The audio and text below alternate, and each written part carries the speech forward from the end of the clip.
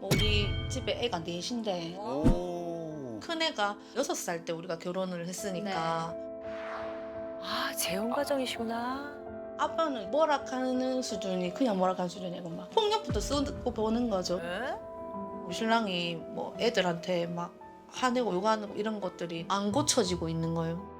우리 큰애부터 혼낼 때 옛날에 물 흘리면 혼내고 뭐 이렇게 실수하는 거 있잖아요. 그런 거 모든 거에 대한 질책을 하는 거지. 이제 애들한테 이름을 안 불러요 우리 신랑은. 야 이 새끼야. 보통 때는 얼어가 있죠. 눈물 뚝뚝 흘리고 뭐. 아빠가 집에 있으면 애들한테 뭐라고 또 얘기하는지 CCTV를 내가 봐야 돼. 우리 애들이 또 결혼해서 아빠처럼 그렇게 훈육 자체를 그런 식으로 한다든지 화를 낸다든지 걱정이에요.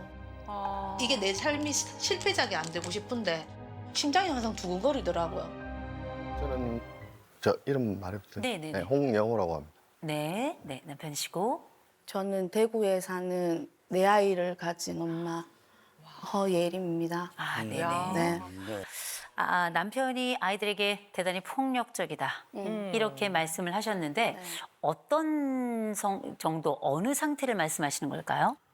그냥 애들한테 그냥 일상생활에서 아, 그냥 계속 그게 들어오면서 이 새끼야 이 새끼. 아, 니 안 치웠지 뭐 안 치웠지 또 라면 먹었네 뭐 그러면서 오늘도 서울역 올라오면서 아씨 하면서 있잖아요. 왜 누가하고 부딪히면 그냥 아씨. 아, 습관적으로.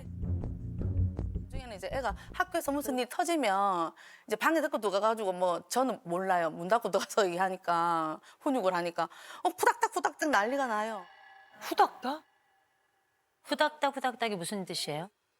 그러니까 뭐 이제 뭐 회초리를 들고 뭐 혼내는 건지 막 그러는데 뭐 그런 장면들을 많이 봤죠. 근데 이제 그 아이가 이제 성인이 됐잖아요 지금. 근데 그 밑에 애들은 우리가 그렇게 키우면 안 되겠다. 그래서 이제 우리 넷째가 네네. 딸이잖아요. 근데 이제 우리 넷째가 지나가는 사람이든 누구든 다 니는 아빠 많이 닮았네 이러면 애가 화를 내요. 아, 왜? 아빠 닮기 싫어 나. 이렇게 하거든요. 이렇게 생김새가 싫다는 건가요? 아니 그러니까 제가 물어봤죠 애한테. 네네. 뭐 때문에 싫으냐 네. 이렇게 하니까 나는 아빠처럼 욕하고 화내는 사람이 되기 싫어. 왜 내한테 아빠 닮았다는 얘기해. 나는 엄마 닮고 싶어. 이렇게 얘기하거든요. 네. 그러니까 이제 그게 이제 문제가 되는 거죠.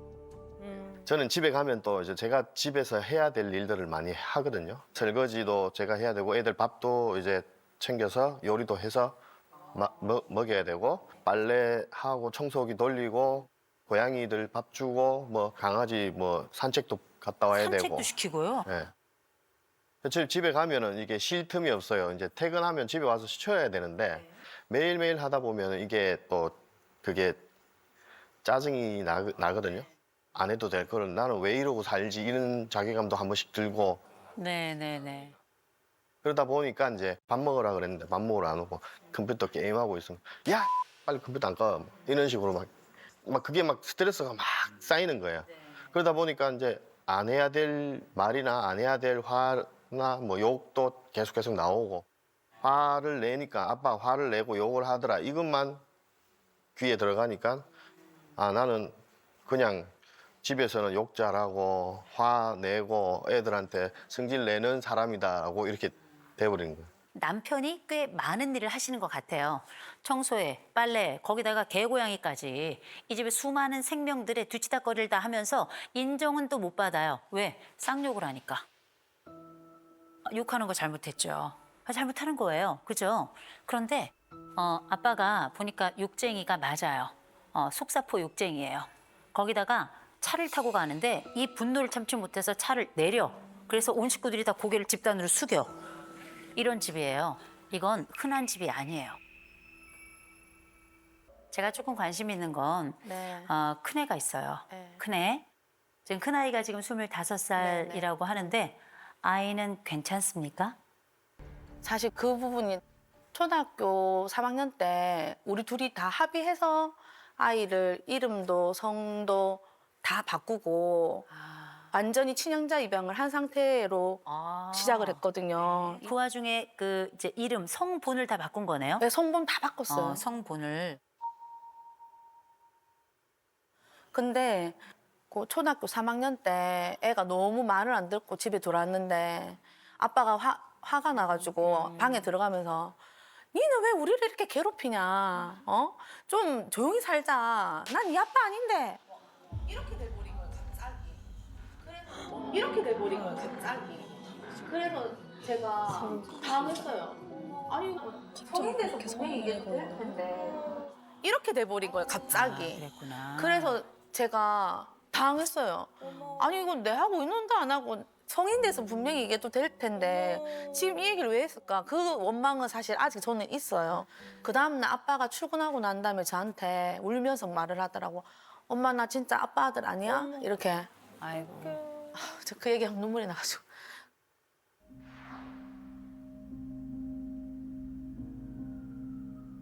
그래가지고 제가 아빠 아들 아니야? 갔는데 아 사실은 이렇게 됐다. 엄마가 니한테 아빠 만들어주려고 6살에 이렇게 됐다. 아빠다. 니한테는 아빠가 맞다. 근데 이제 얘는 이제 아빠가 이때까지 혼냈는 게 쟤한테는 아빠가 아니라서 나를 이렇게 혼냈구나.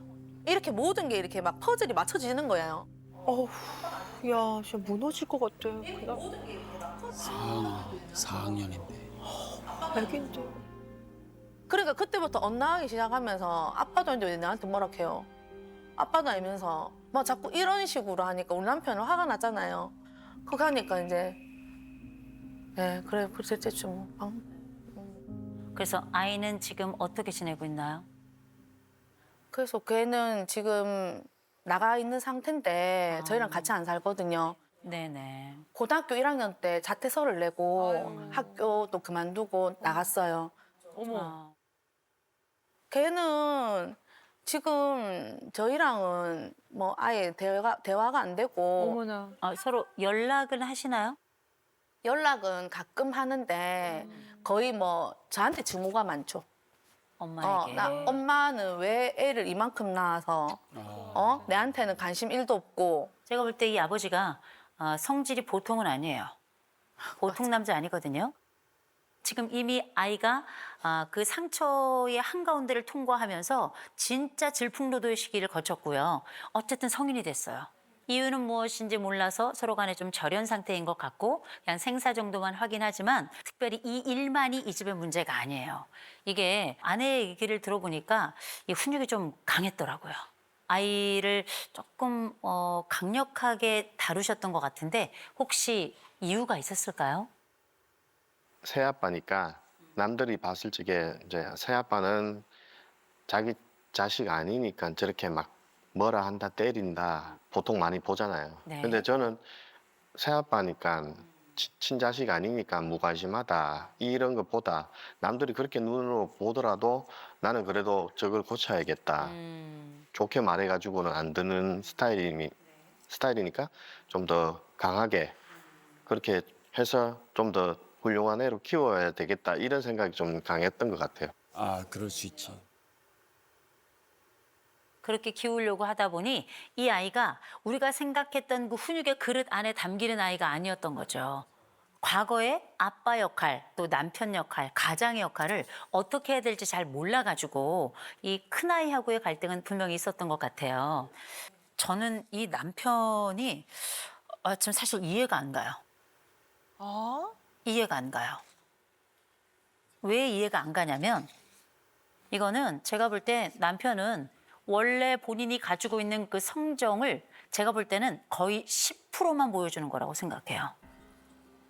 이 남편이 지금 사회적 민감성 이게 22점이에요. 그래서 누군가에 대해서 어떤 마음으로 어떤 따뜻함을 느끼기가 어려워요.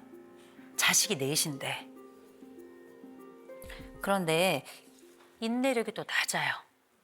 21점인데 충동성은 대단히 높거든요. 그러니까 운전하고 가다가 어떻게 바로 차 브레이크 내려가지고 맞짱을 뜨는 거예요. 그런데다가 제가 정말 너무 놀라운 거 자율성이 3점이에요.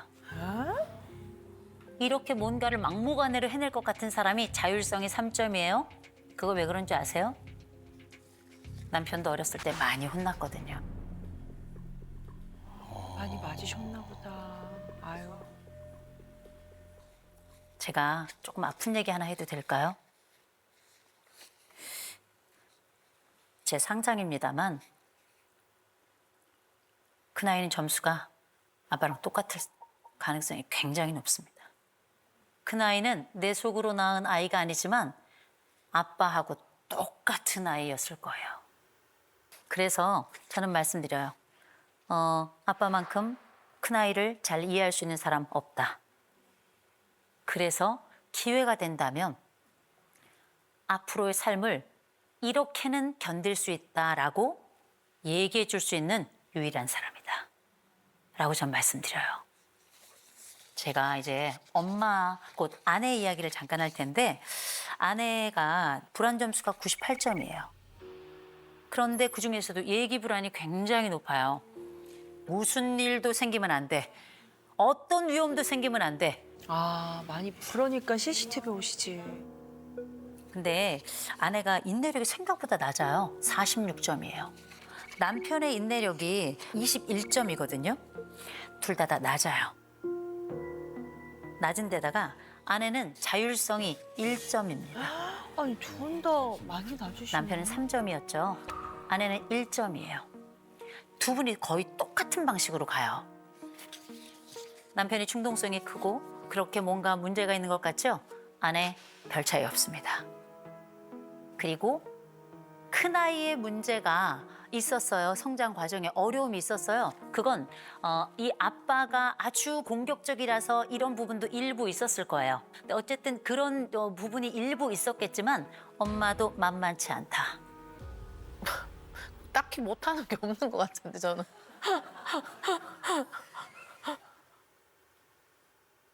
딱히 못하는 게 없는 것 같아요. 일도 하고 뭐 살림도 하고 뭐 집에 애들도 교육적인 건 제가 다 담당하고 있으니까. 그렇게 아이들을 완벽하게 내 일상을 완벽하게 해서 지금 큰아이는 연락이 안 되고요. 맞아요. 엄마가 지금 전능감에 빠져 있을 때가 아니에요. 누가 완벽해요? 보세요. 그 아이 매 맞을 때 엄마 뭐 했어요? 그냥 있었어요. 그쵸? 네. 아유. 엄마 아빠가 둘째 셋째 조용하다고 말씀하셨죠? 절대 그렇지 않을걸요. 이 아이들은 둘째는 받습니다. 큰애가 맞는 걸. 숨죽일 수밖에 없는 거고요. 셋째 아이는 존재감 없는 아이로 지금 지내고 있는 거고요. 존재감 없는 아이로 지금 지내고 있는 거고요. 막내는 얘는 어떻게 약간 기가 좀 살았던 애예요. 왜? 엄마가 너무너무 예뻐했고 너무나도 간절했던 아이가 태어났던 거니까. 그래가지고 약간 기가 펴서 살았지만 내 아버지에게는 가까이 하기엔 너무 먼 당신이에요. 그래도 내 아빠가 아직은 좋은 아이거든요. 제가 막내를 보니까 사회적 민감성이 아빠예요. 많이 닮았네. 지금 자율성, 연대감 이 점수가 다 지금 낮거든요. 이건 뭘 이야기하는가? 이 집은 전반적으로 다 비슷한 유형을 가지고 있는 거예요. 전체적으로 우린 좀 새로운 판을 짜야 될 것 같아요. 어떤 판을 짜야 되냐? 제일 먼저 아빠, 우리 남편. 네. 이 남자가 아이들에게 정말 무차별적으로 욕을 해. 제가 보니까 이 자리에서 욕을 안 할 수 있는 사람이고요. 자리를 봐서 욕을 선택할 수 있는 사람이더라고요. 기억하세요. 욕 안 할 수 있다니까요. 우리가 여기서 알게 됐잖아요. 그렇죠? 욕 선택해요. 욕을 하지 마세요가 아니고요. 욕을 선택하세요. 이 아이들에게 마음에 상처가 되지 않는 욕을 하나 선택하셨으면 좋겠어요. 어떤 게 좋을까요? 이놈이 괜찮은 것 같아요. 이놈, 이 녀석. 이걸 연습하셔야 될 거예요. 왜냐하면 에너지는 방사형이에요. 밖으로 쫙 퍼져나간단 말이에요. 그래서 가둬야 돼. 가둬야 돼요. 잊지 말고 하셨으면 좋겠어요. 욕의 범위 갖추자.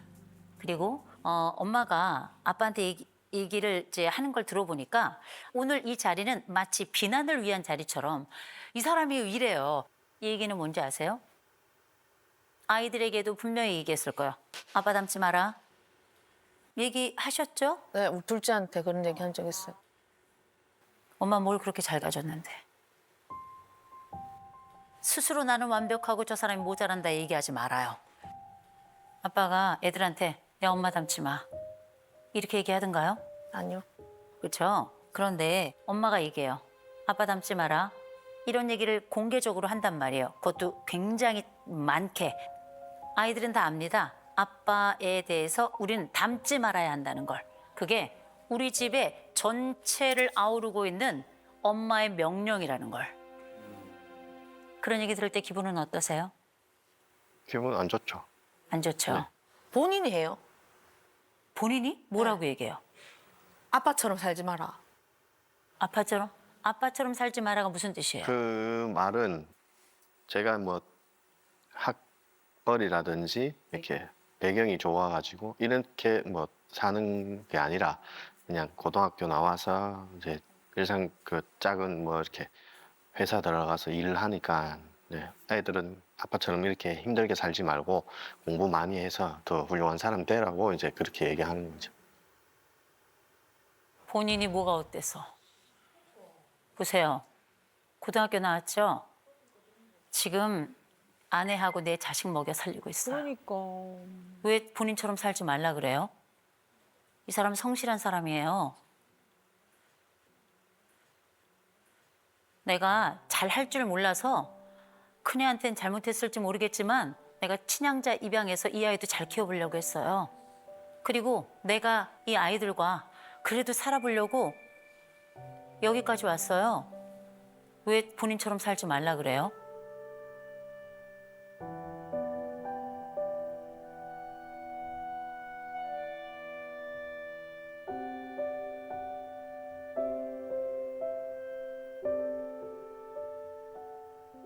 그래서 제가 말씀드리는 건 뭐냐면 이 남자를 스스로도 아빠처럼 살지 마라 이런 말 하지 말아요.